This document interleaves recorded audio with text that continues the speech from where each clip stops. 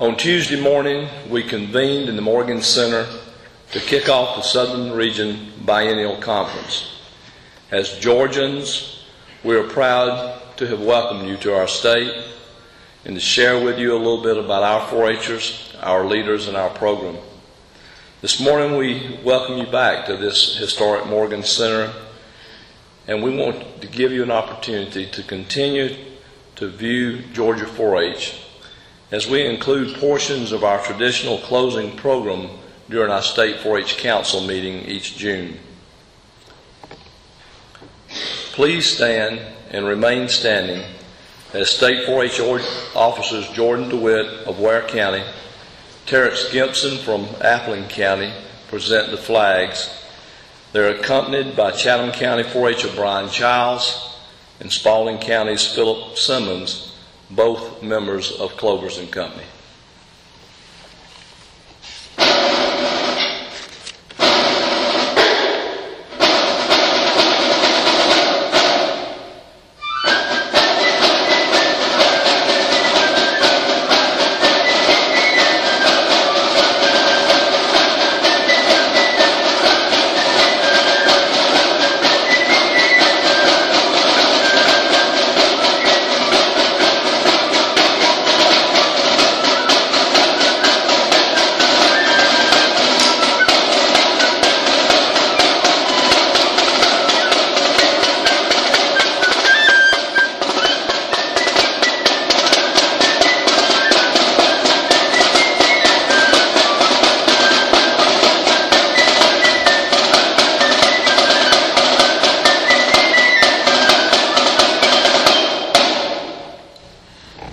Citizenship is a core value of 4-H, and it plays a vital role in our daily lives.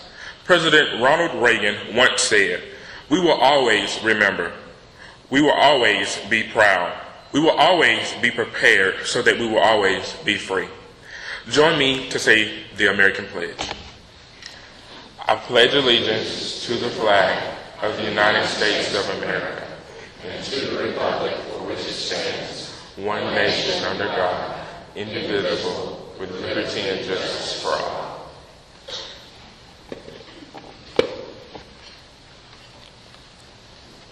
The stand for democracy will not be made entirely by one statement in legislative halls or by captains of industry. Its real heroes will, for the most part, remain unknown.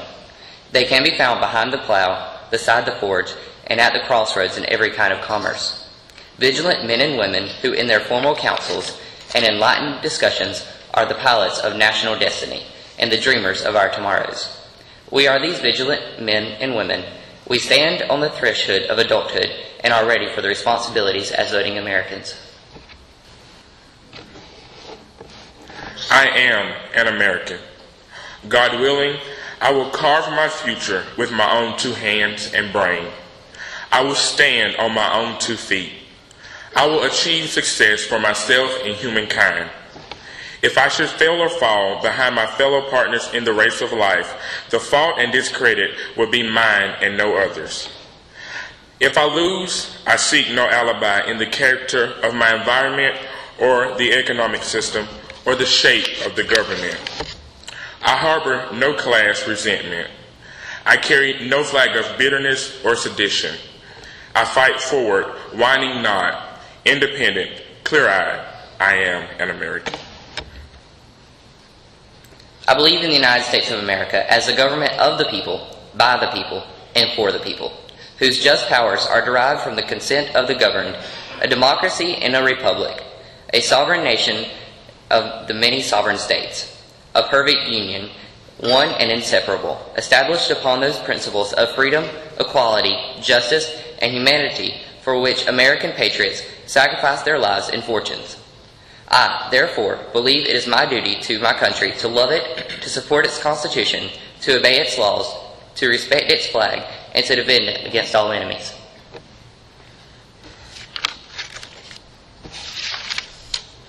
As young American voters, we take the pledge to love and work for our grand nation. We offer the same challenge to each of you. We live in a great nation, the United States of America. We are thankful to God that God has truly blessed the United States of America.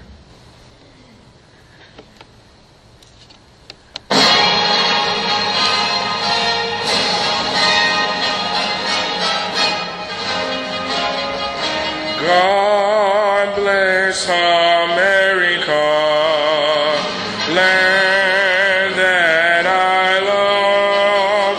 Stand beside her and guide her through the night with a light from above.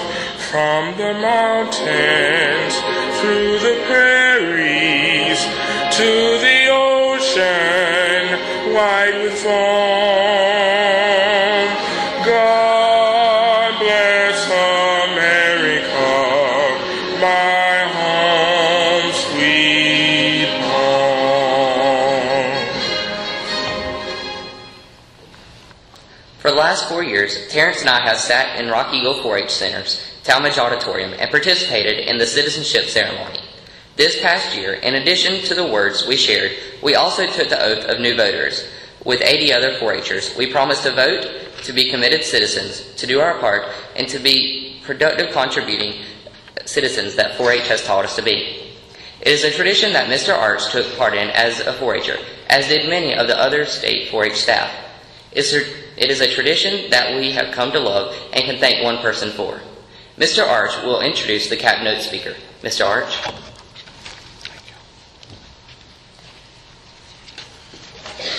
Thank you, Jordan and Terrence. I told you on Monday when I introduced, or Tuesday when I introduced Bo Riles, that I met Bo in 1972. But before that, in 1970, I was campaigning for a district office to be district president, and I met a young lady named Cindy Darden, who was also campaigning for office that year. And I think Cindy and I had the same fate. Neither one of us were elected. Little did I know that that friendship with that young lady would lead me to come to know her father, who was the Associate State 4-H leader in Georgia at that time. The citizenship ceremony that we participate in at State 4-H Council every year was written by Mr. Darden in 1959, and we still celebrate that every year. And what you've just seen is a small part of that ceremony. After serving in World War II, Mr. Darden came back to the United States and became a county agent in DeKalb County, and later he transferred to Carroll County over on the Alabama line. He was asked to join the State 4-H staff after the summer of 1955, which was the summer that Rock Eagle opened, and the camping program that they had so wanted to see be a success had failed miserably that first summer.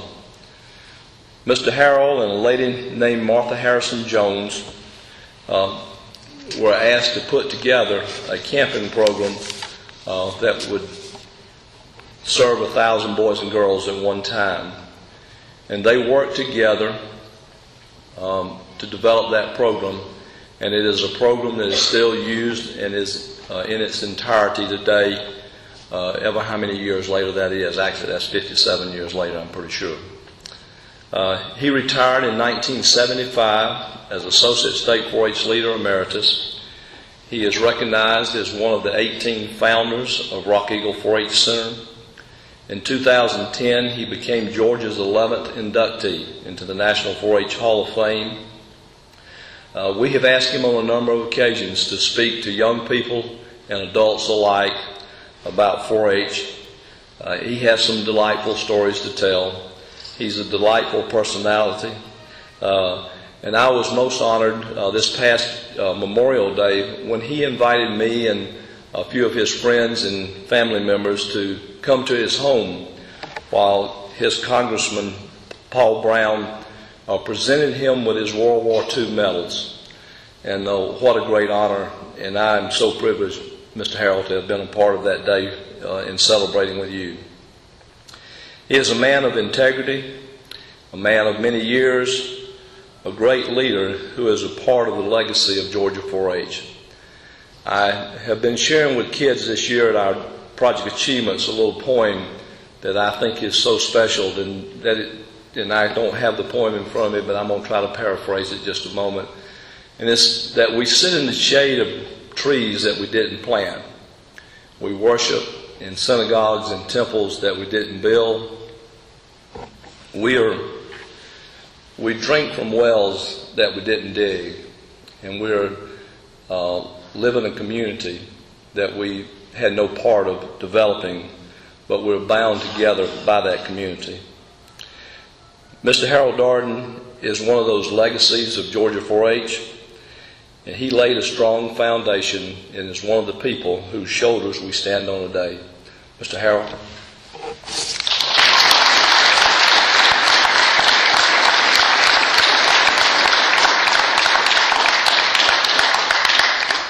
Oh, I wish Mama could have heard that. She thought I'd made it, wouldn't she? I want to start by telling you a little story about a young couple that had two boys. One was 10, the other was 8. Husband came home one afternoon from work, and his wife met him at the door.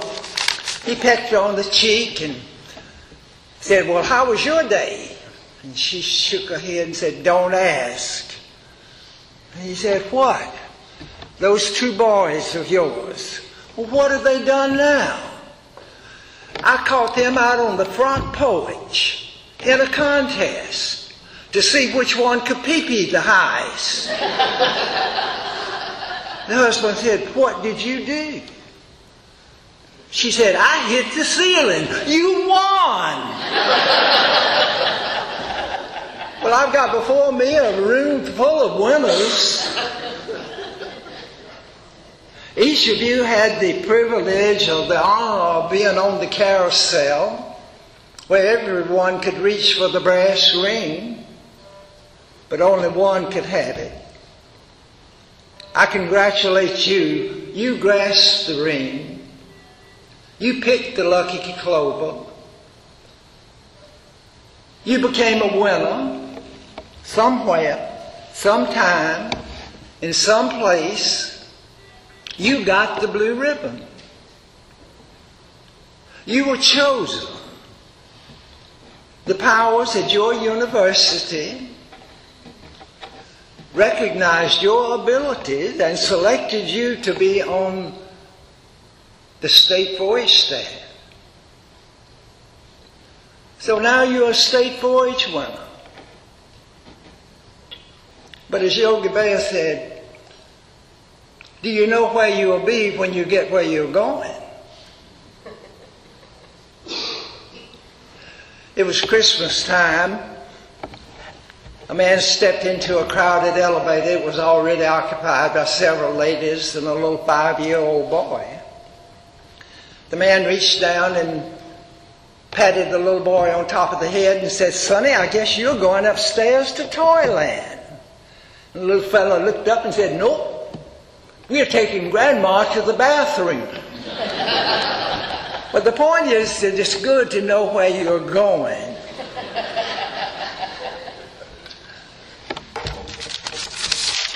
Got a few notes up here. I was chosen to be on the Georgia Extension staff 65 years ago. That was before any of you were born. Now I'm old. And times have changed, and I'm not, no way will I be able to tell you how to do your job. That's something you have to do yourself.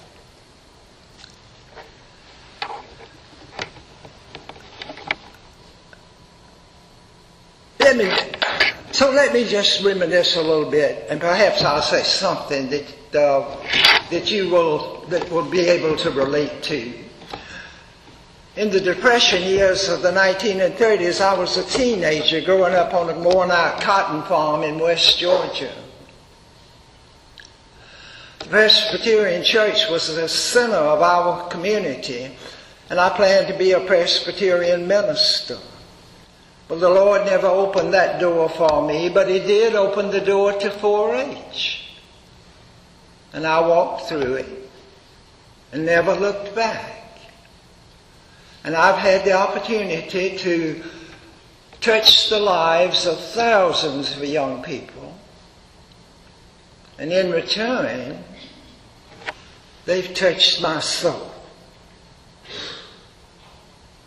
When I was growing up, my mother taught me a little 4-line couplet that I want to share with you because it's great.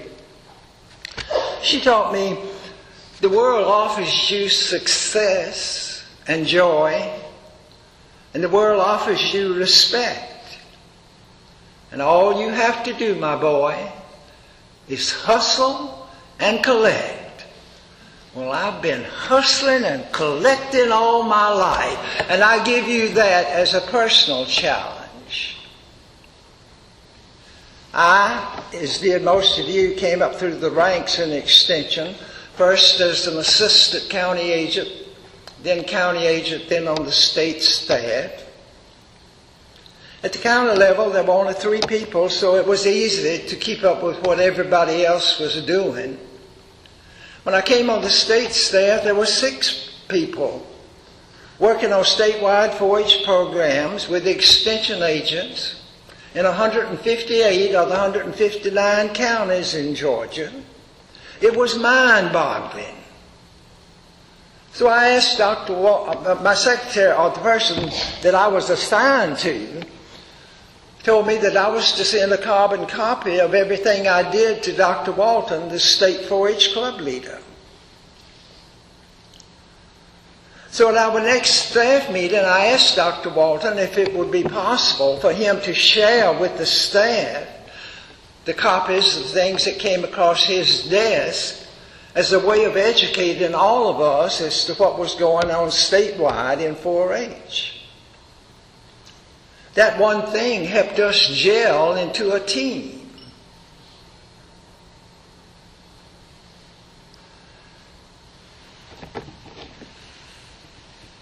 It takes a lot of work to have a winning team. Some of the attributes, of course, are appreciation, candor, diversification, determination, dependability, enthusiasm, friendliness, honor, a sense of humor, kindness, patience, tact, tolerance, and above all, a willingness to give recognition to other members on the team. Little Tommy came in late one afternoon from the Little League ball game, all mud. His mother met him at the back door and said, "Not in my clean kitchen, I just mopped. You pull off those things and leave them out on the porch." So Tommy stripped out of his uniform, wrapped it around his helmet, put him over in the corner. Next morning, Mama was out puttering around in the garden. When she came in, she spied the pile of dirty clothes and said, "I got to do a wash." So she picked them up and went down into the basement to put them in the washing machine. The helmet rolled out, hit the floor. She reached down, picked it up, and put it on her head. Put the rest of the uniform into the washing machine. She looked in and said, "That's not a full load."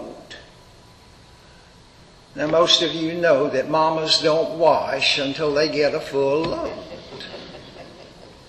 So she looked around to see if there was anything else that was dirty, that needed washing. She saw that the clothes she had on were soiled. So she stripped out of all of her clothes, dropped them over into the washing machine, and there she stood in her helmet. With a great deal of satisfaction, she reached over and punched the button to start the machine. Then she turned to go up the stairs, and there stood the gas man. Come to read the meter. Well, after a long silence, the man finally said, "Lady, I hope your team wins." It takes a lot of work to have a winning team.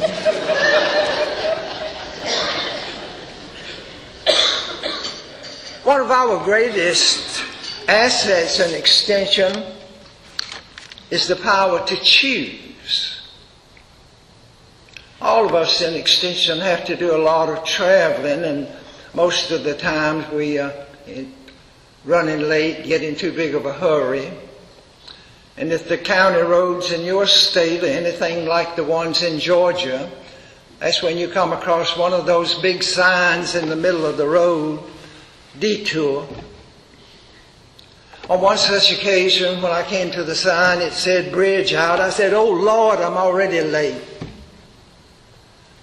I saw where cars had pulled onto the shoulder of the road around the sign. I said, maybe they're just working on the bridge. So down the road I go 5 miles.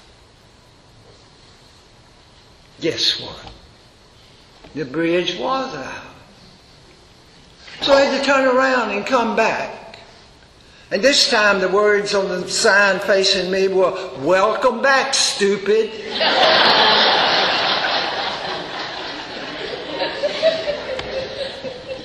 It's hard to admit you made a mistake. It takes a big person to say, "Look, we're on the wrong track. Let's turn around and go back to the starting place." In the summer of 1956, Martha Harrison and I were at Rock Eagle, the just completed State 4-H Center. We were struggling to develop a program that would be meaningful to the 1,000 young people who would come each Monday morning for a week at camp. We asked for advice, and the advice was always the same. "Oh, no. We've tried that. That won't work." National leadership said, "You can't do that. It won't work." We wrote to the state 4-H leaders in almost every state in the nation, and without exception, from those who even bothered to answer, said the same thing. It won't work. You can't bring 1,000 4-H members of all different ages into one camp setting and expect to present a program that will be meaningful. Well, Martha and I felt that it would work, that we could make it work, that it was possible. So we quit asking for advice. We made a plan. We developed a program. We hired 37 college students who had had 4-H experience as counselors. We developed a counselor training program. Did we make mistakes? Of course we did. Time and time again we had to turn around and come back to the starting place. At night, when lights were out, Martha and I would canvass the area. One night we were driving down by the waterfront. I saw a shadow out on the bridge across one finger of the lake. Martha stopped the car. I got out and yelled, "Hey boy, what you doing out there?" The shadow parted. And the boy's voice came back, "I ain't doing nothing." And then a little female voice, "He ain't even tried."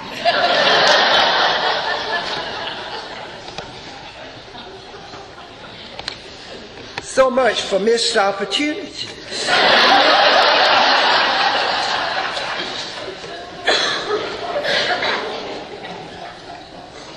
Love for 4-H, if it's not in your genes, it has to be in your bloodstream. We appreciate how far the right lessons learned in 4-H can take a young person in life. We know that character is more important than a credit score. We know that accomplishments must not be measured in terms of wins and losses, but rather in lives we've helped to build. And so,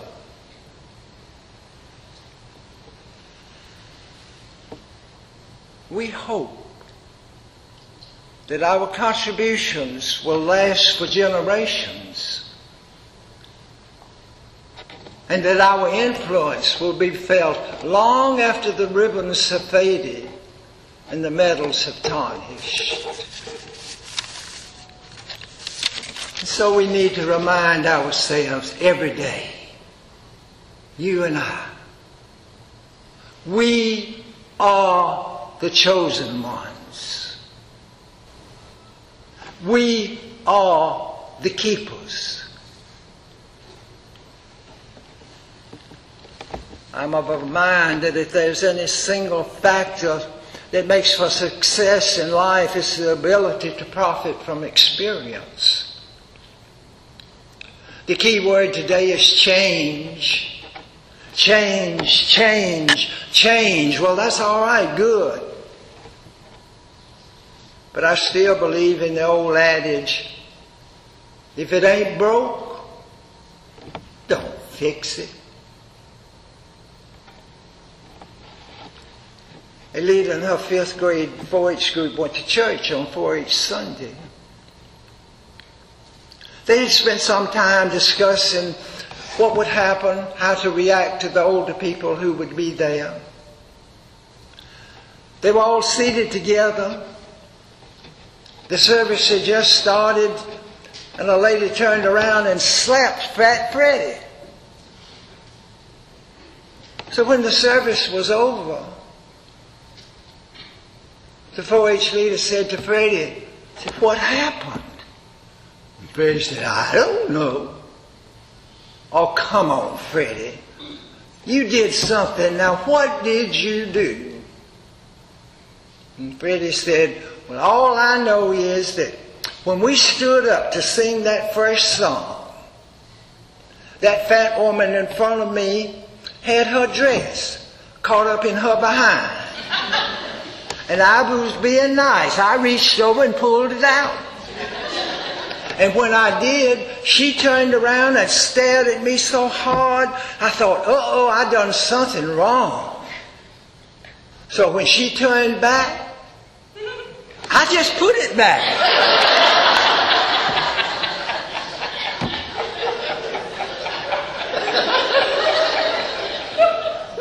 Sometimes it's best to leave things as they are.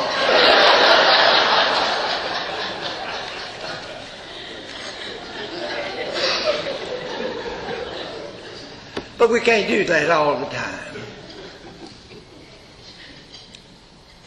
Change is the key word.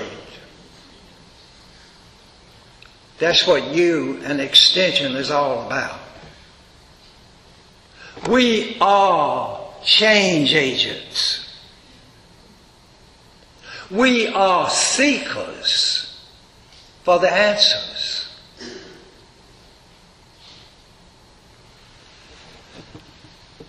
I was a soldier in World War II. My generation has been called the greatest generation. I don't know about that. Maybe so, maybe not. There was a job to be done, we did it. Some of the things we did turned out good, others not so good. For instance, my generation was the first given the power to escape the earth's boundaries. On the other side of the ledger, mine was the first generation given the power to destroy itself. And every generation since then has had to live under the threat of the big bomb.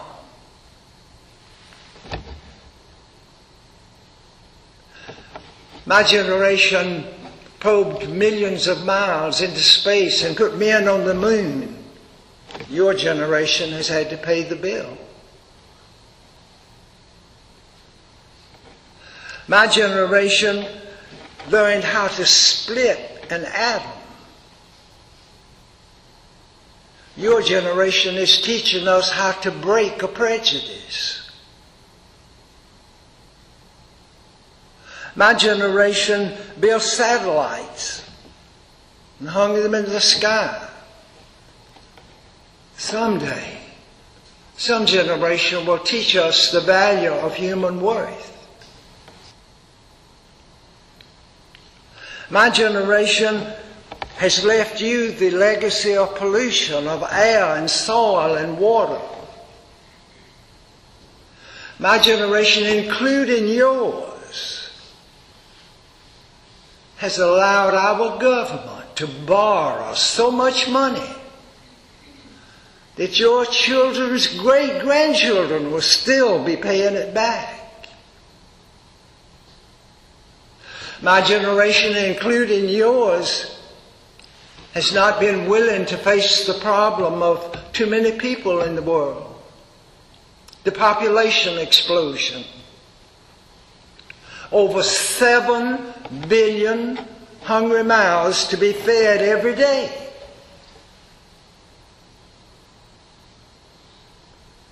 There must be a better way. Time magazine writes of the young men and women returning home from the wars in Iraq and Afghanistan as the new greatest generation. Oh Lord, let it be. A 4-H leader in her 5th grade group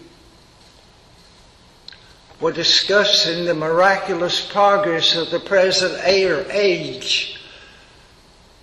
The leader asked the question, what is here today that wasn't here 15 years ago? A hand went up and she said, yes, Tommy.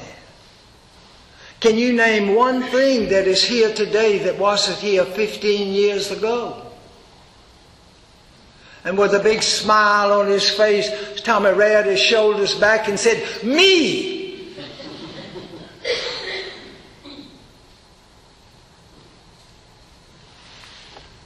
And there, my friends, is the answer. God bless you. God bless 4-H.